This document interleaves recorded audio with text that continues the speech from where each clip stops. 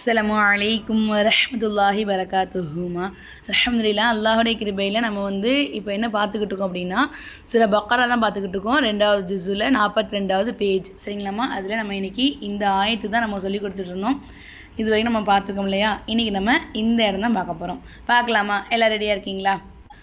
أعوذ بالله من الشيطان الرجيم بسم الله الرحمن الرحيم ومن تأخر فلا إثم عليه لمن اتقى. இன்னொரு சொல்கிறேன். ومن تأخر فلا إثم عليه لمن اتقى.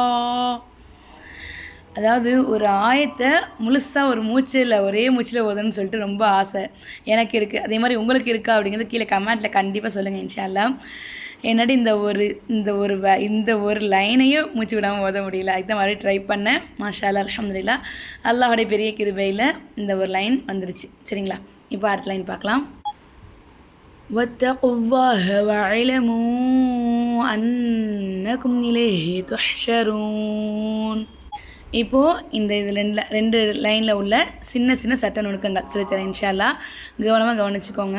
நம்ம தஜ்வீது முறைப்படி, அதாவது ஒரு எழுத்துக்கள்லையும் ஒரு வார்த்தைகள்லையும் இருக்கக்கூடிய தஜ்வீதுடைய சட்டங்கள் சொல்லி கொடுத்துட்ருக்கோம் இன்ஷா அல்லாஹ். சரிங்களாம்மா? கவனிச்சுக்கிறீங்களா? வமன் தஅஹர, இங்கே பாருங்கள், சுக்குன் செய்யப்பட்ட நூன் வந்திருக்காமா, அடுத்ததாக தா வந்திருக்கு. தா என்ன எழுத்து? மாஷா அல்லாஹ், நம்மளுடைய சேனலை தொடர்ந்து ஃபாலோ பண்ணுறவங்க கண்டிப்பாக தெரிஞ்சிருக்கோம் இன்ஷா அல்லாஹ். இங்கே நமக்கு இஹ்ஃபாவுடைய சட்டம் வருது. சரிங்களா? அப்போ நம்ம என்ன செய்யணும்? சுக்குன் செய்யப்பட்ட இந்த நூனை குன்னா செஞ்சு ஓதணும். வமன் தஅஹர, அதாவது குன்னானா எப்படி ஓதணும்? இங்குன்னு சொல்லக்கூடாது, இன்னுன்னு சொல்லக்கூடாது. அதாவது இக்கு, இங்கு, இச்சு சொல்ல தமிழ் லெட்டர்ஸ் வரும் இல்லையா? அந்த எழுத்துக்களில் வரக்கூடிய இங்கு ஞா போட்டு மேலே புள்ளி வச்சுருப்பாங்கல்ல, அந்த இங்கும் சொல்லக்கூடாது. அதே சமயத்தில் ரெண்டு சொல்லி இன் இருக்குது பார்த்தீங்களா, அந்த இன்னும் சொல்லக்கூடாது. இந்த ரெண்டு எழுத்துக்களுக்கும் நடுவில் அப்போது அப்படி சொல்லணும். வமன் தஅஹர அப்படி சொல்லணும். சரிங்களா? அடுத்ததான் ஃபலா, லாமுக்கு பக்கத்தில் அலிஃப் வச்சுருக்காங்க. அப்போ லாம் அலிஃப் ஜபரு லா சொல்லுவோமா? அப்போ ஃபலா மேலே பார்த்துக்கோங்க, சின்ன மத்து கொடுத்துருக்காங்க. அப்போ நம்ம என்ன செய்யணும்? இந்த லா அப்படிங்கிறத லா அப்படின்னு 3 அலிஃபுக்கு நம்ம நீட்டணும். அப்போ எப்படி ஓதணும்? ஃபமன் தஅஹர ஃபலா அப்படின்ட்டு ஃபலா 3 அலிஃபுக்கு நம்ம நீட்டணும்.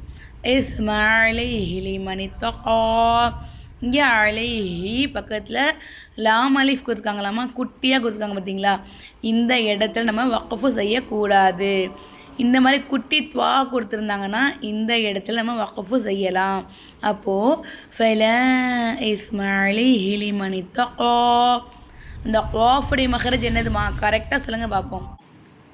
மாஷா அல்லாஹ், வெரி குட், கரெக்டாக சொல்லிட்டீங்க. அதாவது நாவினுடைய கடைசி பகுதி இருக்குது பார்த்தீங்களா, அந்த இடம் அதுக்கு நேராக மேலே இருக்குது பார்த்தீங்களா, அது மேல் முரசுன்னு சொல்லுவாங்க. அந்த இடத்த டச் பண்ணணும். அப்படி டச் பண்ணும்போது தான் அந்த காஃப் அப்படிங்கிற எழுத்து வருது. அப்போது லிமனி தகா, அந்த கா அப்படி சொல்லணும். அந்த கா பேரணும் அந்த இடத்துல எனக்கு கரெக்டாக. அப்போது லிமனி தகா அப்படி சொல்லணும். புரியுதுங்களாம்மா? இப்போது அடுத்த லைன் ஓகேங்களா? வத்தகுல்லாஹ, இங்கே பாருங்கள், சத்து செய்யப்பட்ட எழுத்து வந்திருக்கு. அதுக்கு முன்னாடி ஒரு அலிஃப் வந்திருக்கு. அதுக்கு முன்னாடி வாவ் வந்திருக்கு. வாவுக்கு ஜபர் வச்சுருக்காங்க, அலிஃபுக்கு எந்த ஹரக்கத்துமே இல்லை. அப்படி தானே? பார்த்தீங்களா? அப்போ நம்ம என்ன செய்யணும்? சத்து செய்யப்பட்ட எழுத்துக்கு முன்னாடி உள்ள எழுத்தில் ஹரக்கத்துகள் எதுவுமே இல்லைன்னா அந்த எழுத்துக்கள் நம்ம உச்சரிக்கக்கூடாது. அதுக்கு முன்னாடி எந்த எழுத்தில் ஹரக்கத்து இருக்கோ அதை கொண்டு வந்து சத்து செய்யப்பட்ட எழுத்தோடு ஜாயின் பண்ணி நம்ம ஓதணும். அப்போது வ இத் வத் த கு அப்படின்னு நம்ம ஓதணும். அதே மாதிரி பாருங்கள், இங்கே லாமுக்கு மேலே சத்து வச்சுருக்காங்க. அந்த சத்து செய்யப்பட்ட லாமுக்கு முன்னாடி ஒரு லாம் இருக்குது, அதுக்கு முன்னாடி ஒரு அலிஃப் இருக்குது, அதுக்கு முன்னாடி ஒரு அலிஃப் இருக்குது, அதுக்கு முன்னாடி ஒரு வாவ் இருக்குது. ஆனால் இங்கே இருக்கக்கூடிய 2 4 இந்த 4 எழுத்துக்கள்லையுமே எந்த ஒரு ஹரக்கத்துமே இல்லை. அதுக்கு முன்னாடி உள்ள ஆஃபில் தான் பேஷ் வச்சுருக்காங்க. அப்போ நம்ம என்ன செய்யணும்? இந்த பேஷ் வச்ச இந்த எழுத்துக்கு பார்த்தீங்களா, அதை கொண்டு வந்து சத்து செய்யப்பட்ட இந்த எழுத்தோடு ஜாயின் பண்ணி ஓதணும். அப்போது வ இத் த கு இல் குல், இந்த காஃபை கொண்டாந்து இந்த லாமில் ஜாயின் பண்ணும். இந்த காஃபை கொண்டாந்து லாமில் ஜாயின் பண்ணும்போது கு இல் குல் அப்படி சொல்லணும். குல்லாஹ குல்லாஹ. இன்னொரு சட்டம் கூட வருதுல, என்னென்னா அல்லாஹ் அப்படிங்கிற வார்த்தைக்கு முன்னாடி உள்ள எழுத்தில் பேஷோ ஜபரோ வந்துச்சுன்னா அப்போ நம்ம அல்லாஹ் அப்படிங்கிற வார்த்தையை வாய் நிறைய காற்று வச்சு நம்ம உச்சரிக்கணும். அப்போது வத்தகுவாஹ வத்தகுவாஹ அப்படி வரணும். புரியுதுங்களாம்மா? வஅலமூ இங்கே நமக்கு சின்ன மது வந்திருக்காமா, இதை நம்ம மூ அப்படி சொல்லுவோம். மீமுக்கு இந்த இடத்துல சின்ன மது வந்ததுனால அதை மூ அப்படின்னு 3 அலிஃபுக்கு நம்ம நீட்டணும். அப்போ வஅலமூ அன்னக்கும் நூனுக்கு மேலே சத்து வந்தாலும் மீமுக்கு மேலே சத்து வந்தாலும் நம்ம என்ன செய்யணும், அந்த சத்து செய்யப்பட்ட மீமையும் சத்து செய்யப்பட்ட இந்த நூனையும் நல்லா அழுத்தி நம்ம உச்சரிக்கணும். அப்போது அன்னக்கும் இங்கே பாருங்கள், சுக்குன் செய்யப்பட்ட மீம் வந்திருக்காமா, சுக்குன் செய்யப்பட்ட மீமே சாக்கின்னு சொல்லுவாங்க, சுக்குன் செய்யப்பட்ட நூனை சாக்கின்னு சொல்லுவாங்க. சுக்குன் செய்யப்பட்ட மீமுக்கு அடுத்ததா பா மீமு. எப்படி? பா மீமு. இந்த 2 எழுத்துக்களை தவிர பாக்கி இருக்கக்கூடிய அலிஃப்லேருந்து ஆரம்பித்து யா வரைக்கும் உள்ள அந்த 27 எழுத்துக்கள் இருக்குது பார்த்தீங்களா, மொத்தம் 29 எழுத்துக்கள். அந்த 29 எழுத்துக்களில் பா மீமு இந்த 2 தவிர பாக்கி இருக்கக்கூடிய 27 எழுத்துக்கள் இருக்கா. அந்த 27 எழுத்துக்களில் எந்த எழுத்து வந்தாலும் நம்ம இங்கே என்ன செய்யணும், சுக்குன் செய்யப்பட்ட இந்த மீமை இல்ஹாரே சபவி அதாவது வெளிப்படுத்தி நம்ம ஓதணும். அன்னக்கும் இலைஹி அன்னக்கும் இலைஹி இங்கே கும் இலைஹி அப்படின்னு நம்ம ஓதிடணும். இங்கே நம்ம குன்னா செய்யக்கூடாது. அன்னக்கும் இலைஹி துஹ்ஷரூன். இங்கே பாருங்கள், ஒரு ஆயத்தோட முடிவில் நூன் இருக்குது, அதுக்கு என்ன ஹர்க்கத் வச்சுருக்காங்க, ஜபர் வச்சுருக்காங்க. இங்கே துஹ்ஷரூன அப்படி தானே ஓதணும். இங்கே நீங்கள் துஹ்ஷரூன் அப்படின்னு சொல்கிறீங்க அப்படின்னு சந்தேகம் வருதாமா? அதாவது இங்கே நமக்கு வக்ஃபுடைய சட்டம் வருது. ஸோ அதாவது ஒரு ஆயத்தோட முடிவில் இந்த மாதிரி ஒரு முடிவில் ஒரு எழுத்துக்கு ஜபரோ ஜேரோ பேஷோ தோ ஜேரு தோ பேஷு கடா ஜேரு உல்டா பேஷு இதில் நான் என்ன குறியீடாக விட்டுருக்கேன், தோ ஜபர் ஒன்று கடா ஜபர் ஒன்று, அந்த 2 மட்டும் சேர்க்காதீங்க. மற்ற இந்த குறியீடில் வந்துச்சுனாக்கா நம்ம என்ன செய்யணும், அதை எடுத்துட்டு சுக்குன்னு வச்சு நம்ம நிப்பாட்டணும். இந்த மாதிரி நூனுக்கு மேலே ஜபர் வந்ததுனால ஜபரை எடுத்துட்டு நம்ம சுக்குன்னு வச்சு நம்ம நிப்பாட்டணும். அப்போது துஹ்ஷரூன் அப்படி நம்ம ஓதி முடிக்கணும். ஒரு ஓதி பார்த்துடலாமா? ومن تأخر فلا إثم عليه لمن اتقى واتقوا الله واعلموا أنكم إليه تحشرون. இப்படி நம்ம ஓதி முடிக்கணும். அல்ஹம்துலில்லாஹ், அல்லாஹுடைய பெரிய கிருபையில் நம்ம வந்து ஆன்லைன்லேயும் கிளாஸ் எடுத்துக்கிட்டு இருக்கோமா, கிட்டத்தட்ட 1 வருஷத்துக்கு மேலே எடுத்துக்கிட்டு இருக்கோம்.